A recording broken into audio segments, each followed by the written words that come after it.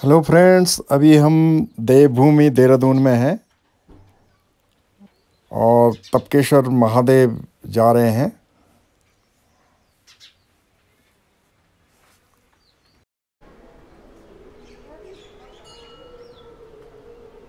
Hello दोस्तों, नमस्कार। मैं ओएस पोखरियाल अपनी YouTube channel explore India with OSP में आपका स्वागत करता हूं।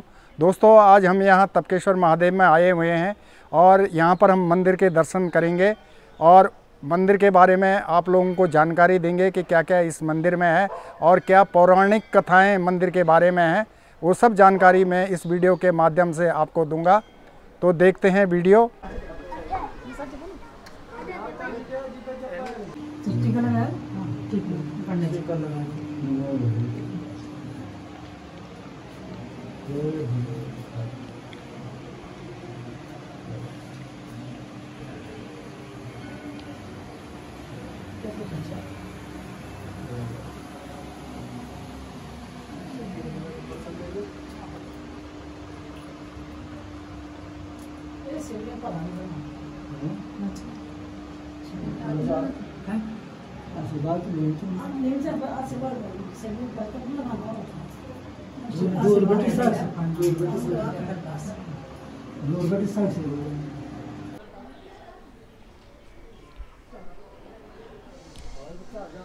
और ये द्रोणाचार्य जी की मूर्ति, यहीं पे उन्होंने तपस्या की थी।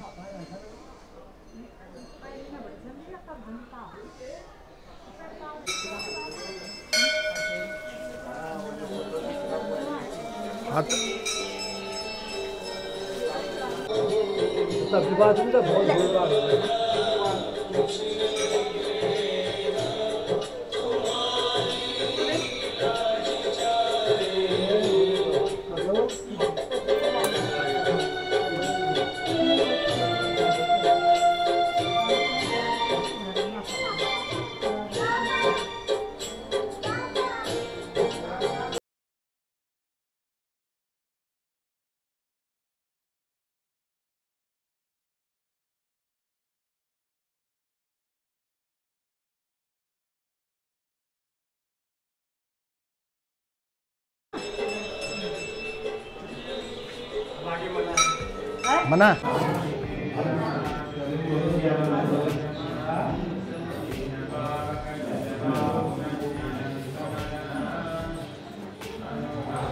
यही वो जगह है।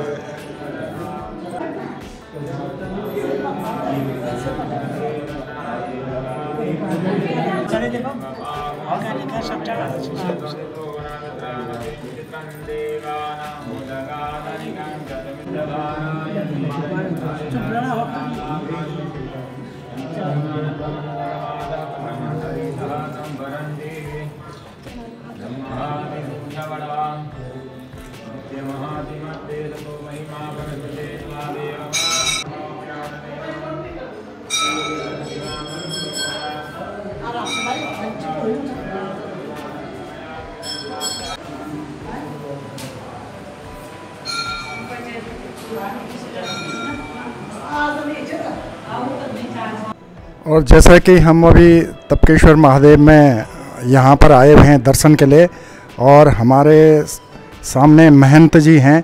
हम उनसे ही पूछते हैं, थोड़ा सा मंदिर के बारे में जानकारी लेंगे।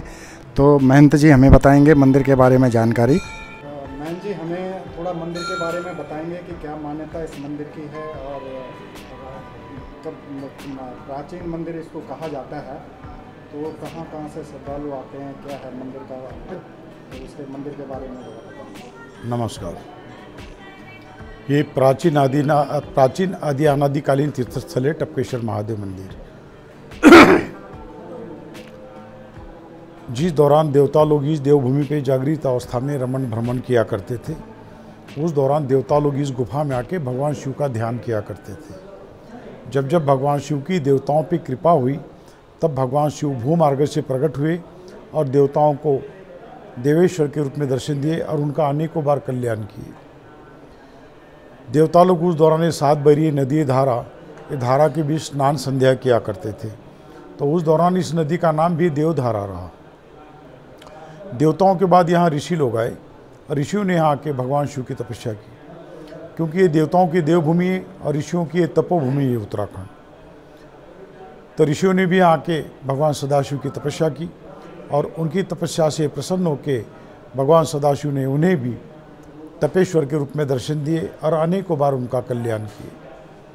उसी दौरान महाभारत की दोनों सेना के कुलगुरु आचार्य द्रोण पूरे हिमालय वर्ष का भ्रमण करते हुए वो भी इस गुफा में आए और उन्होंने भी महाभारत से पहले 12 साल तपस्या की और उनकी तपस्या से प्रसन्न होकर भगवान सदाशिव ने उन्हें भी साक्षात दर्शन दिए। कहा, हे द्रोण, हम तुम्हारी तपस्या से प्रसन्न हैं, जो वरदान मांगना चाहते हो वरदान मांगो। तब द्रोण ने विश्व कल्याण विश्व शांति हेतु भगवान शंकर से धनुर्विद्या का ज्ञान मांगा। कहा जाता है भगवान शंकर रोज़ मध्य रात्रि को भूमार्ग से प्रकट हुआ करते थे और आचार्य द्रोण को अस्त्र शस्त्र के बारे में रोज एक अध्याय यहाँ पढ़ाया करते थे। ऐसा करते उन्हें संपूर्ण धनुर्विद्या का ज्ञान भगवान शंकर से यहाँ प्राप्त हुआ। और द्रोणाचार्य जी के पुत्र अश्वत्थामा उनकी जन्मस्थली भी है और तपस्थली भी है। इसी गुफा में द्रोण पुत्र अश्वत्थामा का जन्म हुआ। लेकिन जब जन्म हुआ उस दौरान उनकी माता कृपी के पास एक बूंद भी दूध नहीं था बच्चे को पिलाने के लिए। बहुत कोशिश की, कहीं गाय प्राप्त नहीं हुई। फिर तब तक वही रोज़ चावल पकाया करते थे, ऊपर का माड़ निकाल के पेड़ के पत्तों से उस बच्चे को पिला के बड़ा किए, पनप गया, चलने फिरने लगा। लेकिन और भी यहाँ पे जो ऋषि लोग तपस्यारत थे वो ऊपर की ओर घास फूस की कुटिया बना के अपने परिवार के साथ रहा करते थे। सुबह सुबह ऋषि पत्नियाँ ऋषि कुमार गुफा में आया करते थे। तो एक रोज़ अश्वत्थामा की भी उनसे मित्रता हुई और वो भी ऊपर उनकी कुटिया में चले गए। वहाँ जाके देखते कि बच्चे अपने अपनी माता की गोद में बैठे कुछ कर रहे। तब उनकी माताओं ने अश्वत्थामा को आते हुए देखा और उन्होंने पल्लू से बच्चों को ढक दिया और सहलाते हुए अपना दूध पान कराने लगी। तब अश्वत्थामा को लगा कि मुझे देख के इन्हें गुस्सा आया, तब ये बच्चे को मार रही ढक के। तब अश्वत्थामा वहाँ से और आगे गए, वहाँ ऋषि लोग बैठे हुए थे, उनसे उन्होंने शिकायत की। तो उन ऋषियों ने कहा कि बेटा वो दूध पान कर रहे हैं। बोले दूध क्या होता है? बोले बेटा एक दूध एक तरफ श्वेत पदार्थ होता है, पीने में मीठा होता है और ये पदार्थ माँ से या तो गाय से प्राप्त होता है और इसके पीने से भूख प्यास मिट जाती है। तो और ऋषि लोग थे, उन्होंने कहा आप हम सब जानते हैं द्रोण पुत्र अश्वत्थामा ने आज तक कभी दूध का स्वाद चखा नहीं और तुम लोग व्यर्थ में दूध का बखान किए जा रहे हो।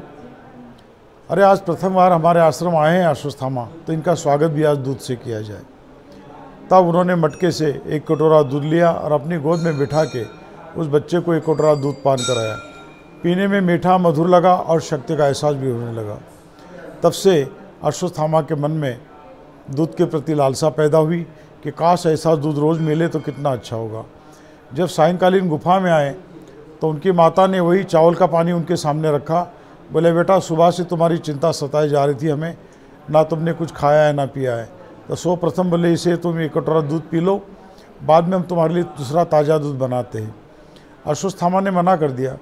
बोले माते ये दूध पी के मेरा मन उब गया, अब मैं ये नहीं पीऊँगा, मैंने आज जो ऊपर एक कटोरा दूध पिया मैं वही पीऊँगा। माता भी चिंता में पड़ी कि अब करे तो करे क्या करे। हे प्रभु मेरी एक ऐसी परीक्षा की घड़ी, क्योंकि इसकी मैं माँ होने के बावजूद भी मैं इसकी इच्छा पूरी नहीं कर पा रही हूँ प्रभु। और माता कृपी के आंखों से आंसू निकल आए। उसी दौरान द्रोण आए। द्रोण ने कहा क्या बात है प्रिय, क्यों दुखी हो?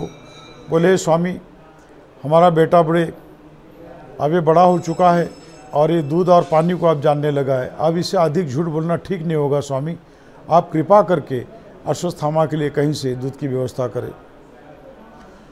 द्रोण बोले प्रिय, जिस दौरान हम हिमालय की ओर प्रथम बार तपस्या के लिए प्रस्थान किए थे, आधे रास्ते विदा करते हुए हमारे मित्र सखा द्रौपद ने हमें वचन दिया था कि तपस्या के दौरान आपको कोई भी ज़रूरत महसूस हो तो आप मुझे याद करना, आपकी ज़रूरत पूर्ण हो जाएगी। बोले प्रिय हमने तो उससे तो कुछ आज तक मांगा नहीं, हमने तो जैसे तैसे समय व्यापन कर लिया, कंदमूल खा के हमने तपस्या का समय व्यतीत कर लिया। लेकिन आज हकीकत में अश्वत्थामा के लिए मुझे भी एक गाय की ज़रूरत महसूस हो रही है। और आप सुनने में भी आया एक मुसाफिर से मुझे पता चला है कि हमारा मित्र सखा राजा बन चुका है, तो इसी बहाने मैं हस्तिनापुर की ओर प्रस्थान करता हूँ। राजन को राजाभिषेक के उपलक्ष्य में बधाई भी दे देता हूँ और एक गाय भी ले आता हूँ और मिल भी लेता हूँ।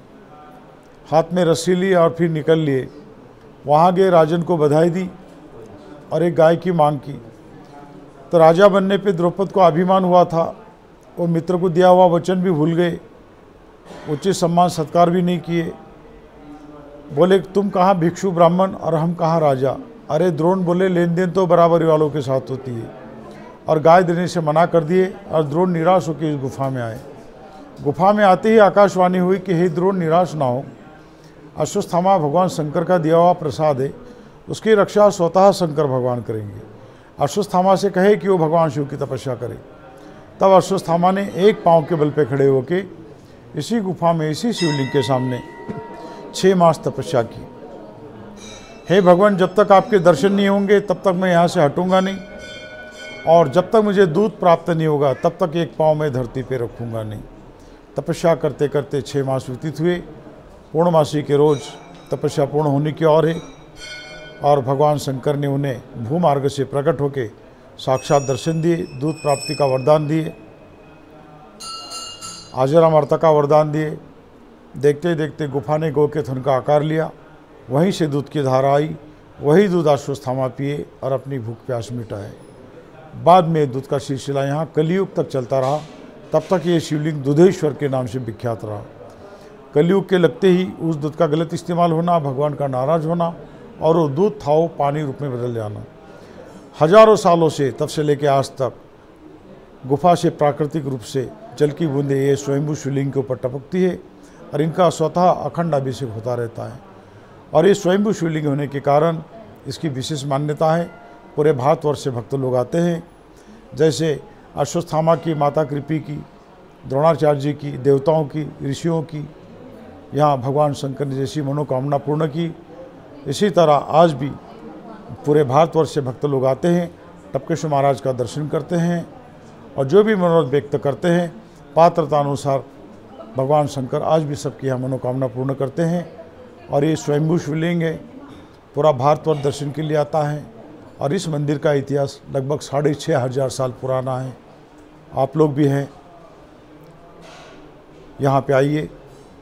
टपकेश्वर देहरादून उत्तरांचल अति सुंदर है। आप जहाँ भी जाएंगे आपका मन लगेगा, क्योंकि ये हिमालय वर्ष है, भगवान शिव का निवास स्थान है। पूरे हिमालय वर्ष में जो तो सारी यात्रा ही यात्रा है। आप टपकेश्वर आएंगे तभी आप महसूस करेंगे कि हकीकत में ये देवताओं की देवभूमि है और ऋषियों की तपोभूमि है। आप आइए, टपकेश्वर महाराज का आप आशीर्वाद प्राप्त करें। बहुत बहुत धन्यवाद आपका कि आपने हमें बहुत सारी ऐसी जानकारी दी जो हमें मालूम नहीं थी। हम आपका जो है तहे दिल से धन्यवाद करते हैं।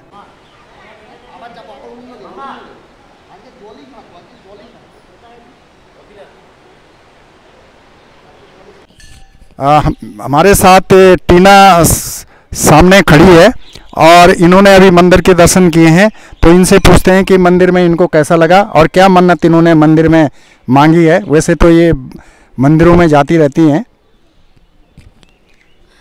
नमस्ते, मैं यहाँ मंदिर टपकेश्वर मंदिर आई हूँ। मैंने एक मन्नत मांगी हुई है, उस मन्नत को मांगने के लिए मैं यहाँ पर आई हूँ।